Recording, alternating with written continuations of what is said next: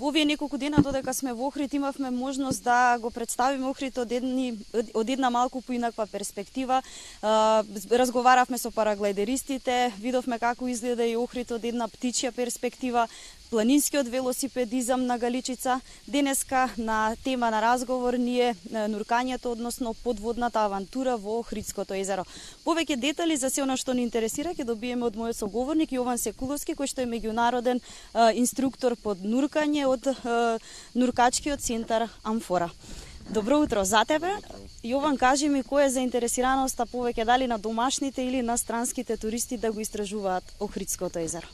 Генерално за мене повеќе се заинтересирани странските туристи, меѓутоа низ годините заинтересираноста се зголемува се повеќе и повеќе и кај домашните туристи, како активност која се пронаоѓа во алтернативниот туризам.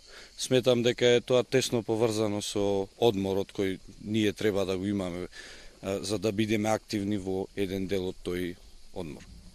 Како течат подготовките, колку време е потребно да се подготвиме за да нурнеме во Охридското езеро? Па треба некаде околу 15 до 20 минути теоретски дел во кој се објаснува како се користи опремата и што ќе се види во вода, каде ќе се движиме и така натаму.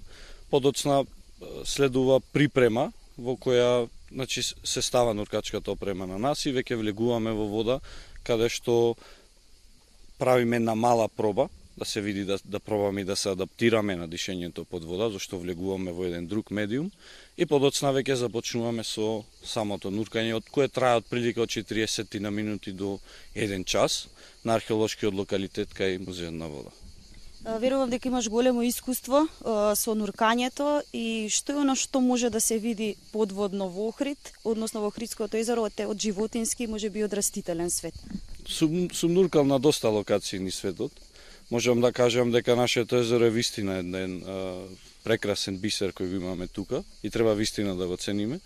За разлика не можеме да го споредиме како со некое море или со некој океан, меѓутоа како една континентална вода, како еден затворен систем имаме доста ендемични интересни видови кои можат да се видат тука и кои се ендемични само на ова езеро во светот. Што вели искуството на странските туристи од како ќе излезат од Охридско езеро?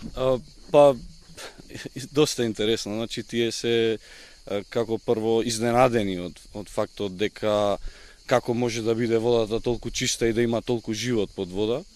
Па значи самиот екосистем кога ќе се затопли водата, значи се доаѓа до израз, сите бои, сите растенија, сите животни излегуваат, па сето тоа прави целата слика и целото искуство со нуркањето да биде доста интересно, што за езеро е вистина нешто вистина тешко да се постигне како дел од една сладка вода.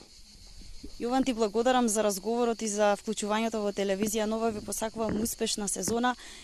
Споменавме уште една атракција од градот Охрид, односно истражување на Охридското езеро, да се види како тоа изгледа подводно и за сите оние авантуристи е одлична можност. За вестите на телевизија Нова од Охрид, Габриела Додевска.